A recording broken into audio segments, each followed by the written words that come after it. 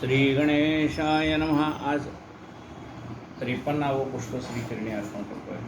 सजयति सिंधुर्वदनो देव यत्पाद पंकजस्मरणं वासनो निर्वितम सारा सन्नासर्विघ्नानां या कुन्देन्दुतुषारहार्दवराया शुभ्रवस्त्रामृताया वीणावर्दण्डमण्डितकराया श्वेतपद्मासना या ब्रह्माच्युतशङ्करप्रभृतिभिर्देवैः सदा वन्दिता सा मां पातु सरस्वती भगवती निःशेषदाढ्यापहामूकं करोति वाचालं पङ्गुं लङ्घयते गिरिं यत् कृपात्तमहं वन्दे परमानन्दं माधवं नारायणं.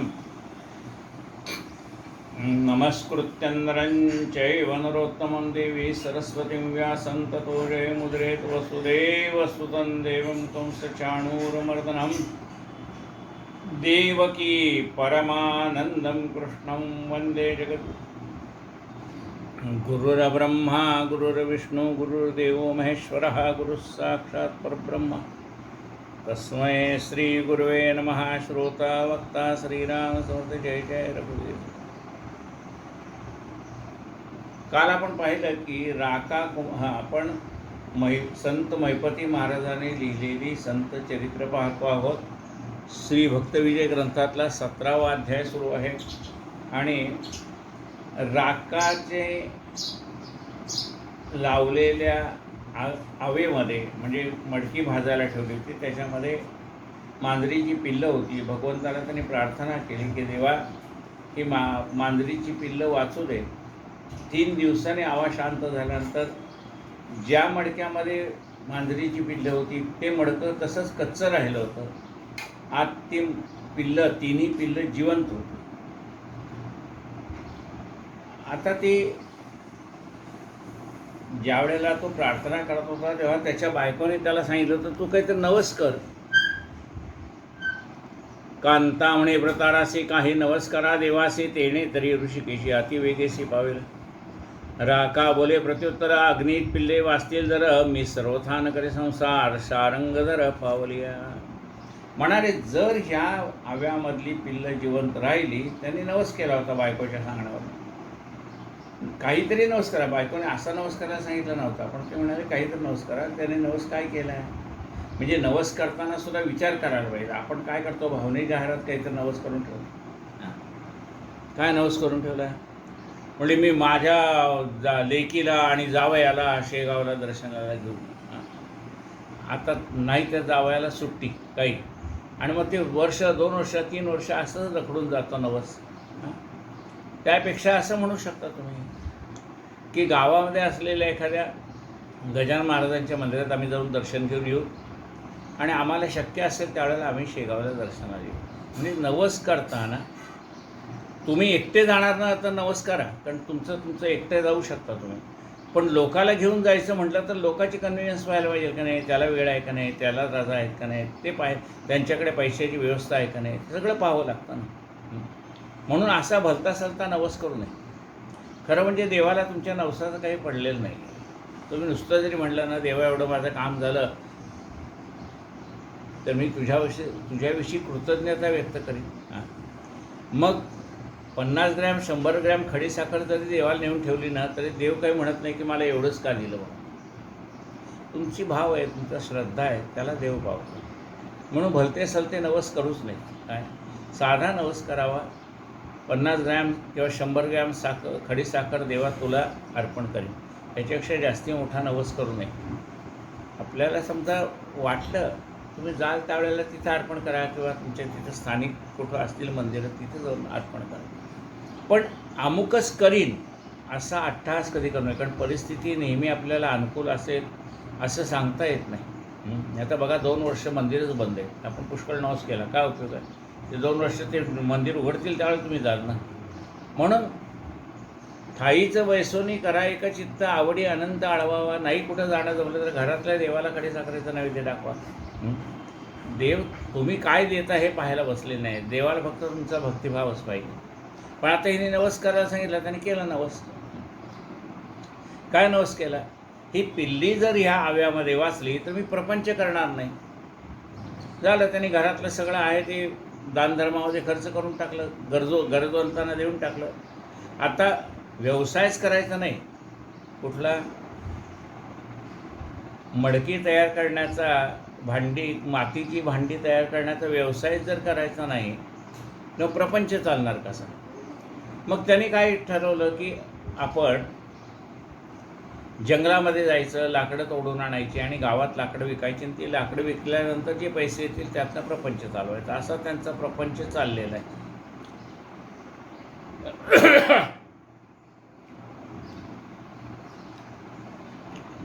राका कांतेशी वचन बोलत म्या नभिसला नवसीला होता, पण नाच की पिली वाचली अग्नी तरी प्रपंच निश्चित करेना. संकटी पावला जगत जीवनाता कासे हा संसार भानाई सानुता मनी धरून गावीचे ब्राह्मण पाचारले.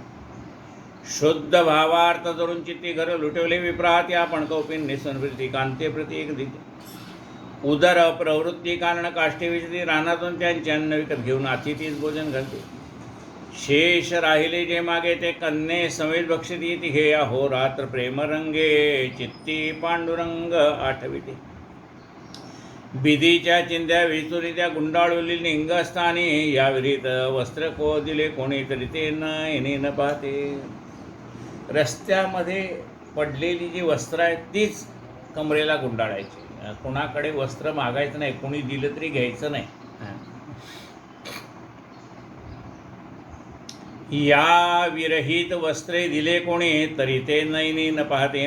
शिंपियाचे दारापाशी चिंध्या वेची ते एके दिवशी तव काय बोले नाभ नामवंशी वैराग्य कासेया घेतले. पलिते करावयासी जाण चिरगुटे पाहिजे तामा कारण ऐसे बोलिला तो कृपण अज्ञानपणे तयासी. आता या चिंध्या कुठे मिळतील? जिथे शिंप्याचं दुकान आहे तिथे चिंध्या मिळतील. आपल्याला माहिती आहे, कटिंग ती वस्त्र कट केली, कापली, त्यातले चिंध्या शिल्लक राहतात.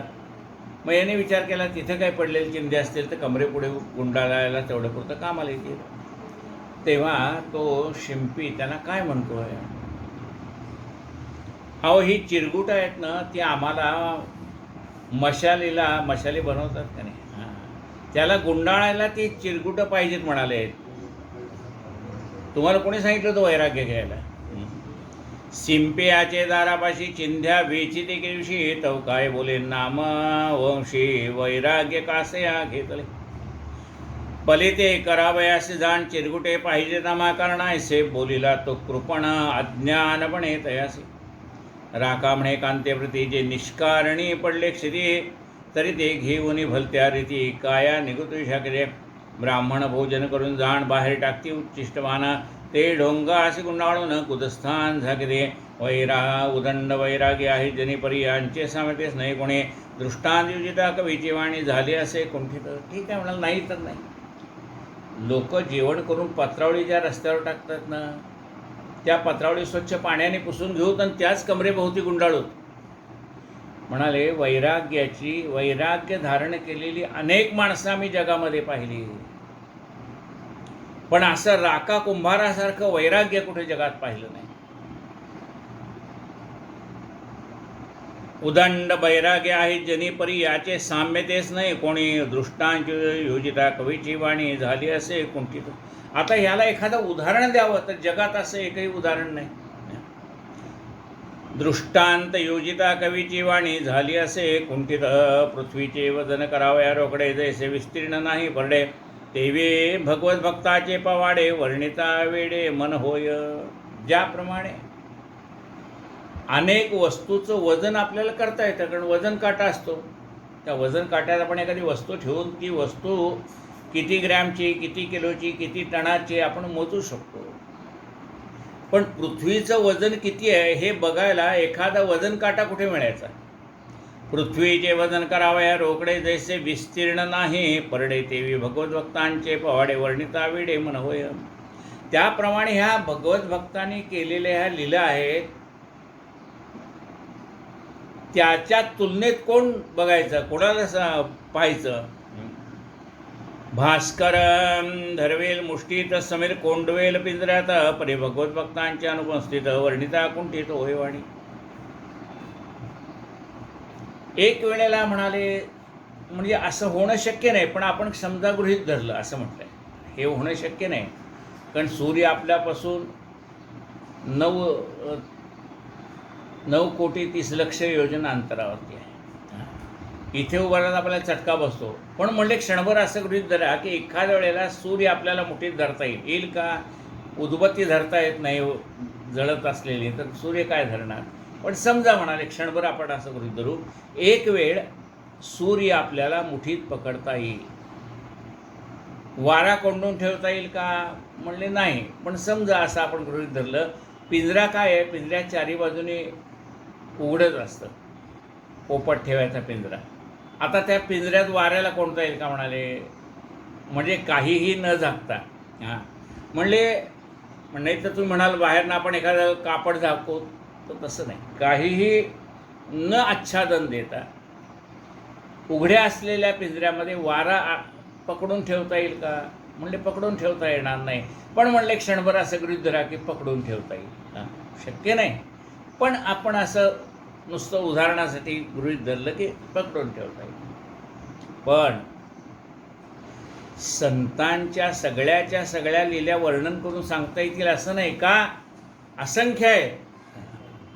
संतांनी केलेल्या लीला किती आहेत? असंख्य आहेत. ज्याप्रमाणे आकाशातल्या तारका आपल्याला मोजता येत नाही,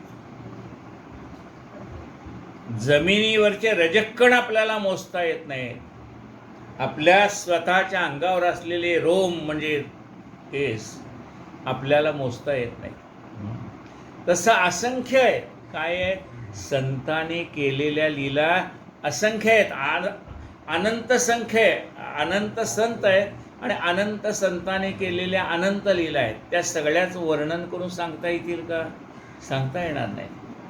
म्हणजे एक वेळ सूर्यमुष्टीत पकडता येईल, एक वेळ वारा पिंजऱ्यात कोणता येईल, पण संतांच्या लीला वर्णन करून सांगणं कठीण आहे, कारण ते असंख्य आहेत. किती सांगणार? परी भगवत भक्तांचे अनुभवस्थित वर्णिता कुंठित होय वाणे, पराचे जीव वाचवावे प्राणे, यास्तव संसार टाकला कोणे, शूद्र दैवतांची करुणी आराधने, पुत्रधन इच्छिते. पराचे जीव वाचावे प्राणे यासाठी संसार टाकला कोणे? पराचे म्हणजे दुसऱ्याचे. म्हणजे मांजर काय आपण म्हणतोय दुसरं आहे. मग परा म्हणजे दुसऱ्याचा. त्या मांजरीची पिल्लं त्या हव्यात आहेत. त्या मांजरीची पिल्लं वाचावीत म्हणून काय केलं याने? आपला प्रपंच सोडलाय. म्हणजे दुसऱ्याची पिल्लं वाचावीत म्हणून कुणी प्रपंच सोडलाय काय? नाही. अहो साधं उदाहरण आपल्या लक्षात घ्या. आपण श्रावणामध्ये सत्यनारायणाची पूजा करतो. असं एक तरी उदाहरण आहे का? म्हणाले अहो म्हणले आमच्या घरी आज सत्यनारायणाची पूजा आहे. म्हणले कशासाठी? तो शेजारी आहे ना, त्याच्या घरात खूप प्रॉब्लेम आहेत, ते दूर व्हावेत म्हणून आमच्या घरात सत्यनारायणाची पूजा घातली. असं कधी ऐकलं आहे का? नाही. आपण आपल्या घरी सत्यनारायणाची पूजा घालतो ते आपल्या कल्याणासाठी, आपल्या मुलाबाळांच्या कल्याणासाठी घालतो. दुसऱ्यासाठी घालतो का? नाही घालत. पण याने दुसऱ्यासाठी नुसती पूजा नाही घातली, दुसऱ्यासाठी प्रपंच सोडलाय. पराचे जीव वाचवावे प्राणी, यास्तव संसार टाकला कोणे, शूद्र दैवतांची करुणी आराधने, पुत्रधन इच्छिती. मूलबाळ भाव म्हणून कुणी कशालाही नमस्कारा म्हटलं तर लोक कर सुटतात. कच्चा पावशेर वाटीन शेरणी, लक्ष्म गजांत लक्ष्मीदेव अने जेवी गाजराची तुला द्विजासी अर्पुणी, अंती विमाने बैसीन म्हणे. काय म्हटले की कच्चा शेर खिरापत वाटीन म्हणले. कशा? आपण देवा मला तू काय दे? गजांत लक्ष्मी म्हणजे मला एवढी लक्ष्मी दे की माझ्या दारामध्ये हत्ती डुलले पाहिजे. हत्ती डुलले पाहिजे याचा अर्थ काय? त्या हत्तीला पोसण्या इतकी ताकद असणारी श्रीमंती मला दे. दारात हत्ती डुलले पाहिजेत. त्याला गजांत लक्ष्मी म्हणतात. गजांत लक्ष्मी दे भवानी, जेवी गाजराची तुला द्विजासी अर्पणे, अंती विमाने पैसेन म्हणे, तैसा संसारिक नवे कुंभार का राखा, अघटित नवस केला देखा, संकट पडले वैकुंठ नायका, निजभक्त सखा पावला. आता याने नवस केला, याला त्रास होतो. कोणाला? राखाला. त्याला त्रास वाटत नाही, पण आपल्याला दिसतं ना त्याला त्रास होतोय, त्याच्या बायकोला त्रास होतोय, मुलीला त्रास होतोय, आपल्याला दिसतंय. त्याला त्याचा त्रास वाटत नाही का, मी माझा नवस फेडतोय, त्यामुळे त्याला त्रास वाटत नाही. बघा काही लोक दंडवत घालत जाण्याचा नवस करतात, त्याला त्याचा त्रास वाटत नाही, तेवढं तुम्ही माझा नवस फेडतोय असं करू नका नवस काही. पण समजा आपण पाहतो म्हणजे त्याला त्रास होतो का, म्हणले त्याला विचारलं तर तो म्हणेल मला काही त्रास होत नाही कारण मी माझा नवस पुरा करतोय. पण आपण त्याच्याकडे पाहिलं तर आपल्याला कळतं की ह्याला किती त्रास होतोय. आपल्याला एक जोर बैठका काढता येत नाही आणि हा सारखं ती जोर बैठका काढल्यासारखंच आहे ना, साष्टांग दंडवत घालायचा म्हणजे आपल्याला 1 किंवा 10 जोर बैठका जमत नाही आणि ह्या गावापासून त्या गावापर्यंत हा दंडवत घालत चाललाय, म्हणजे त्याला किती त्रास होत असेल. त्याला जरी त्रास वाटत नसला तरी आपल्याला तो त्रास वाटतो की बापरे काय ह्या माणसाला त्रास होत असेल. तसं राका कुंभाराला किती त्रास होत असेल हे आपल्याला कळतं. आपल्याला कळतं ते देवाला कळत नाही का, परमेश्वरालाही कळतं. परमेश्वर विचार करतात की माझ्या भक्ताला एवढा त्रास होतोय. तैसा सांसारिक नवे कुंभार अगडीत नवस केला देखा गागा, संकट पडले वैकुंठ नायका निज भक्त सखा पावला, जाज्वल्यानुताप धरला म्हणे जयाचे साम्य तेच न पावे कोणी, वंका कन्या सुलक्षणी स्नाना लागून ते गेली, तो नामयाची कन्या ते अवसरी धूत होती भीमातरी, वस्त्र आपटता शिळेवरी शिंतोरे बाहेरी उडतारी, वंका म्हणे तिज लागून हळू चापटी हो साजनी, मी आताचे स्नान करून मानस पूजनी बैसले, ती म्हणे जातीची कुंभार आणि सोळे दिसते फार, सुखाचा टाकून संसार दारोदार हिंडत असा. एकदा नामदेवाची मुलगी, आता माहिती आहे पंढरपूरला काय होतं, पूर्वीच्या काळी धुणं धुवायला लोक जायचे कुठे, नदीवरती. घरची सगळी धुणी घ्यायची, नदीवर जायची आणि नदीला वाळवंटातच वाळत टाकायची, वाळवूनच घरी यायची. आमच्या घरी पाहुणे आले की असं व्हायचं, सगळे नदीला चालले आंघोळीला आणि आंघोळी करून कपडे वाळूनच घरी यायचे. म्हणजे त्यावेळेची पद्धत अशी होती की नदीला जायचं आंघोळीला, कपडे धुवायचे. त्याप्रमाणे या गेल्यात दोघी, कोण, राका कुंभाराची मुलगी वंका आणि नामदेवाची मुलगी, असे दोघी तिकडे धुणं धुवायला गेलेले. आता ह्या वंकाचं धुणं बिणं धुवून झालं आणि वंका ध्यानस्थ बसलेली. काय करते ती, मानस पूजा करते भगवंताची. इकडे नामदेवाची मुलगी धुणं धुते. आपल्याला माहिती आहे दगड असतो, त्या दगडावरती आपटलं की त्याचे शिंतोडे चारी बाजूला उडतात. तसा पाण्याचा शिंतोडा त्या वंकाच्या अंगावर पडला, राकाच्या मुलीच्या अंगावर पडला. पडल्यावरती काय म्हणते, अगं अशी शिंतोडे उडू नकोस ग. का की मी जी काही मनाची एकाग्रता करून मानस पूजा करते तर माझी मनाची एकाग्रता ढळते. हे ऐकल्यानंतर ती नामदेवाची मुलगी तिला काय म्हणते, वंका म्हणे ती लागून हळू चापटे हो साजणे, मी आताचे स्नान करून मानस पूजने बैसले. अगं मी आत्ताच स्नान केले, कपडे वाळत टाकलेले आणि मनामध्ये मी भगवंताचं चिंतन करते, मानस पूजा करते. ते म्हणे जातीची कुंभार आणि सोळे दिसते फार. ती म्हणते अगं का, तू तर जातीची कुंभार आहेस आणि कुंभार असून तुझं एवढं सोळवलं की मी दापटलेल्या पाण्याचा थेंब सुद्धा तुला स्पर्श केलेला आवडत नाही. ती म्हणे जातीची कुंभार आणि सोळे दिसते फार, सुखाचा टाकून संसार दारोदार हिंडत असा. अगं तुझ्या वडिलांनी काय केलं, कोणी सांगितलं होतं असला नवस करायला, चांगला सुखाचा संसार चालला होता. आता भीक मागायची पाळी आली तुम्हाला, लोकांकडे मागूनच तुम्ही ते लाकडं विकून म्हणा, काही ते चिंध्या गोळा करून म्हणा, तुमचा प्रपंच चाललेला आहे. ते म्हणे जातीची कुंभार आणि सोळे दिसते फार, सुखाचा टाकून संसार दारोदार हिंडत असा. कामनेक भक्त तुझा पिता नवस केला पंढरीनाथा, संकट घालून रुक्मिणी कांता संसार गुंता उगवला. अरे म्हणले तुझ्या वडिलांनी नवस केला, नवस करायची काय आवश्यकता होती, नुसती प्रार्थना केली असती तरी देवाला कळलं असतं ना की देवा ही आव्यातली पिल्लं वाचव म्हणून. त्याच्यासाठी नवस करा, जर आव्यातली पिल्लं वाचलीस तर मी प्रपंचाचा त्याग करीन, असं नवस तुझ्या वडिलांनी का केला. नुसती प्रार्थना केली असती तरी चाललं असतं. ते म्हणे जातीची कुंभार आणि सोळे दिसते फारच, सुखाचा टाकून संसार दारोदार हिंडत कामनेक भक्त तुझा पिता नवस केला पंढरीनाथा, संकट घालून रुक्मिणी कांता संसार गुंता होईल. वंका म्हणे तिज लागुनी रडका नामा प्रसिद्ध जने, बौद्ध रूप असता चक्रपाणी डोई फोडून बोलिला. अगं म्हणाले माझ्या वडिलाला कशाला नाव ठेवते, तुझे वडील म्हणजे नामदेव ते तर रडकेच आहे म्हणाले. देव जेवत नाही म्हणल्यानंतर तो रडायला लागला, देवा जेव नाही तर मी काय करू.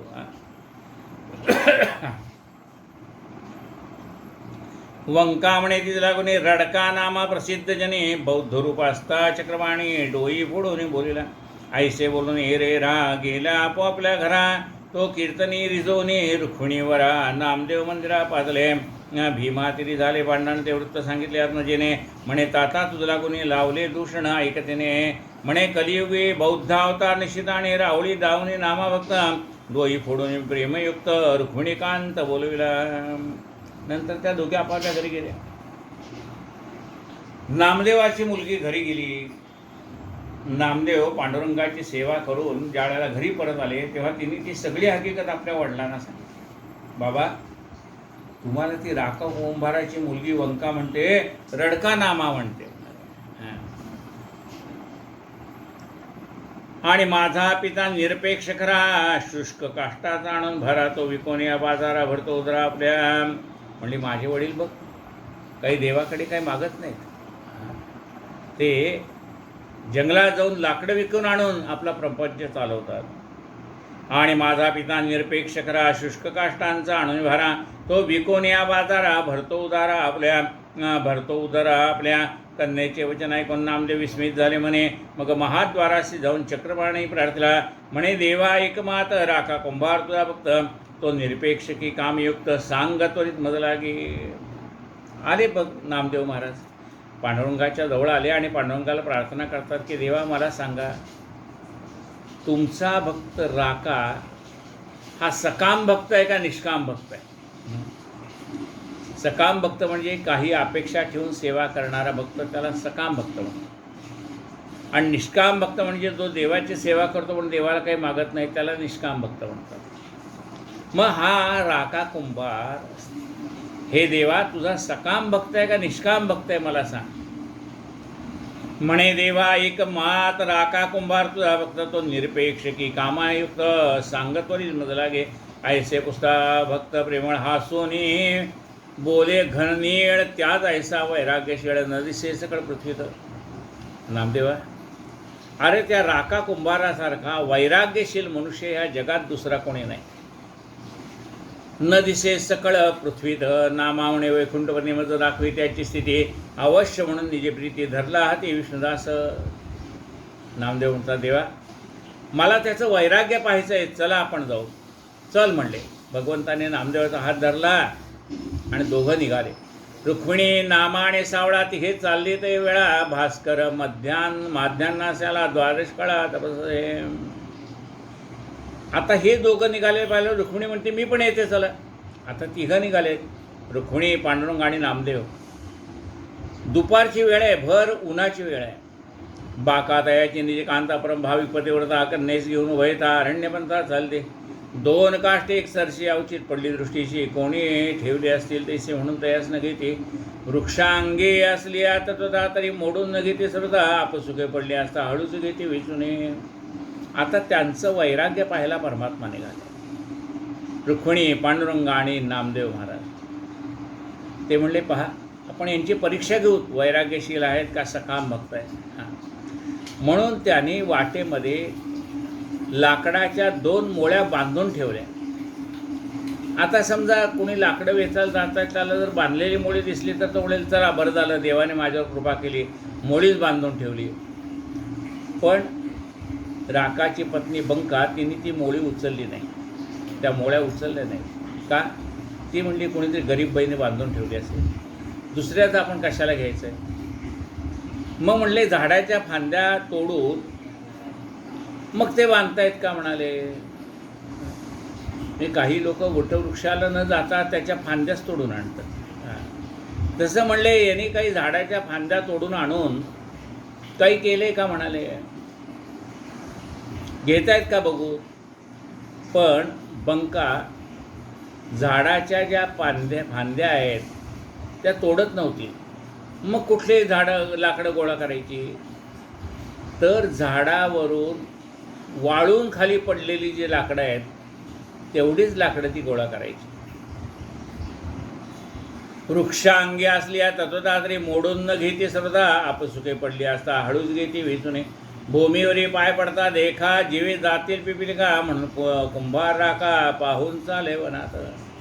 आणि राका कुंभार सुद्धा त्या वनात जाताना खाली जमिनीकडे पाहत चाललाय. नामदेव विचारतो का म्हणाले एवढे जमिनीकडे पाहत का चाललाय. नाही, आपल्या पायाखाली चुकूनही मुंगी चिरडली जाऊ नये म्हणून तो पाहत चाललाय. भूमीवरी पाय पडता देखा जीवे जातील पिपिलिका, म्हणून या कुंभार राका पाहून चाले वनात. हे कौतुक देखून दृष्टीशी विस्मित झाले ऋषिकेशी, खुणावून रुक्मिणीशी नामयासी बोलत. म्हणे विषयी विरक्त आहे देखा माझा निज भक्त कुंभार राका, दांभिक लौकिक टाकून निका निष्काम एका मजवजे. रुक्मिणीला म्हणले पहा रुक्मिणी, माझा भक्त कसा आहे, निष्काम आहे. तो झाडाची फांद्या तोडून घेत नाही, तर अपसूक झाडावरनं खाली पडलेल्याच फांद्या घेतोय. त्याच्यापुढे आपण मोळी ठेवली तर ती त्यांनी घेतली नाही. नामा म्हणे रुक्मिणी माये असे काही देऊन पाहे, हातीचे कंकण लावलं आहे नामयासी नामयापासी दिले. नामदेव म्हणतात आई काहीतरी धन दे आणि मग आपण त्याची परीक्षा घेऊ. रुक्मिणी मातेने आपल्या हातातलं कंकण काढलं आणि नामदेवाजवळ दिलं. म्हणले घे तूच परीक्षा. स्त्रजो न शके चतुरानायसे अमूल्य रत्नजडीत रत्न हृदयाचे मोला दिले त्रिभुवन, तरी नये तेणे सर्वता.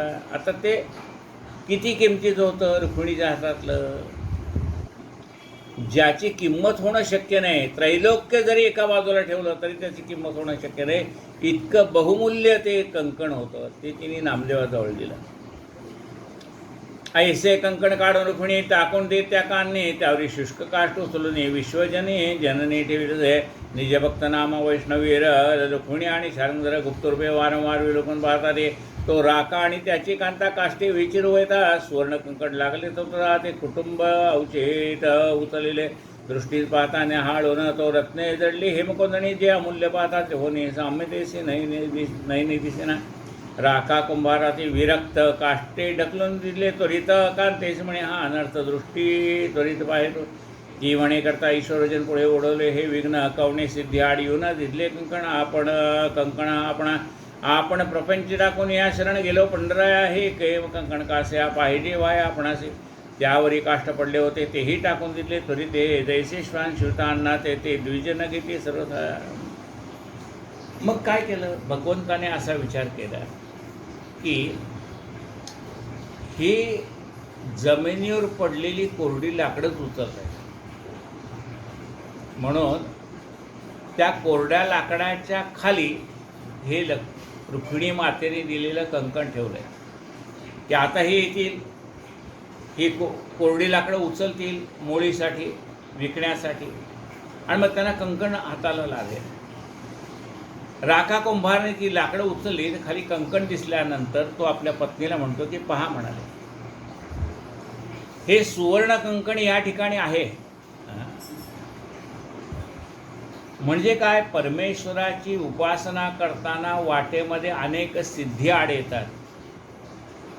जो मनुष्य त्या सिद्धीमध्ये गुंततो तो परमेश्वराला मुकतो, म्हणजे परमेश्वराची त्याच्यावर कृपा होत नाही.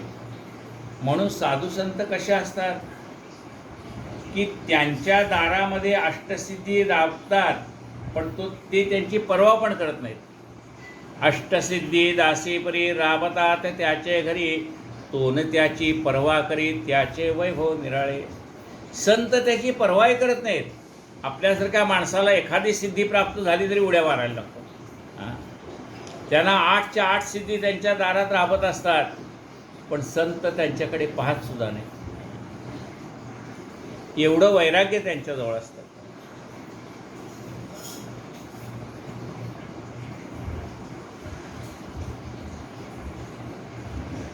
आपण आमची म्हणे करता ईश्वरवचना पुढे ओढवले हे विघ्न, कवणे सिद्धी आड येऊन दिले कंकण आपणा. आपण प्रपंच टाकून या शरण गेलो पंढरीराया, हेम कंकण कासे पाहिजे वाया आपणाशी. म्हणले आपण संबंध प्रपंचाचा त्याग करून निघालोय, या कंकणाचा मोह आपल्याला कशाला पडायला पाहिजे.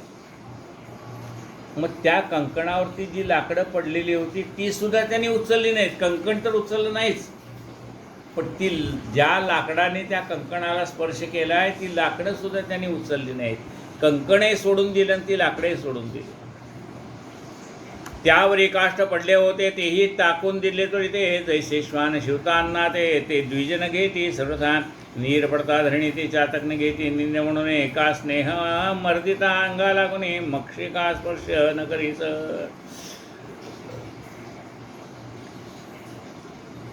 चातक पक्षी मेघातून पडलेलं पाणी वरच्यावर चंचुनी प्राशन करतो, पण जमिनीवर पडलेलं पाणी प्राशन करत नाही. तसं याने त्याला स्पर्श पण केला नाही. देवी प्रसन्न रुक्मिणी माता कंकण दिले बघता त्यावेळी काष्ट पडले तर स्वतः ते टाकून वैता चालले. नामा म्हणे जगत जीवना विश्वव्यापका भक्तभूषणा राखा कुंभार तुझ्या वजना सप्रेम भावे म्हटलं. सगुण साक्षात दर्शन याशी द्यावे जे आपण ऐसे करता. रुक्मिणी रमण हास्यवदन झाले म्हणे म्या सांगितली याची स्तुती तैशी झाली की तुझं प्रती की अजून संशय वाटतो की ते सांग मध प्रती लवला आहे. नामदेव म्हणा देवा आता तुम्ही याला प्रत्यक्ष दर्शन द्या. भगवंत म्हणाले कळली का प्रचिती, मी सांगत होतो याच्यासारखा वैराग्य संपन्न मनुष्य दुसरा कोणी नाही म्हणून. नामदेव महाराज म्हणले हो देवा तुम्ही याला दर्शन द्या. राहिलेला कथाभाग उद्या ऐकूया. कायेन वाचा मनसेंद्रियर्वा बुद्ध्यात्मना वा प्रकृती स्वभावात् करोमि यज्ञं सकलं परस्मै नारायणायति समर्पयामि. अच्युतं केशवं रामनारायणं कृष्णदामोदरं वासुदेवं हरि श्रीधरं माधवं गोपिकावल्लभं जानकीनायकं रामचन्द्रं भजे. हरे राम राम राम हरे हरे हरे हरे कृष्ण कृष्ण कृष्ण हरे राम राम राम हरे हरे हरे हरे कृष्ण कृष्ण कृष्ण हरे हरे. गोपाल कृष्ण भगवान की जय. अनंत कोटि ब्रह्मांड नायक महाराजाधिराज योगिराज परब्रह्म सच्चिदानंद भक्तवर्धवारक शेगाव निवासी समर्थ सद्गुरु श्री गजानन महाराज की जय. पुंडलिक वरदा हरि विठ्ठल श्री ज्ञानदेव तुकाराम पंढरीनाथ भगवान की जय. माऊली ज्ञानेश्वर महाराज की जय. जगद्गुरु संत तुकाराम महाराज की जय. जय जय रघुवीर समर्थ.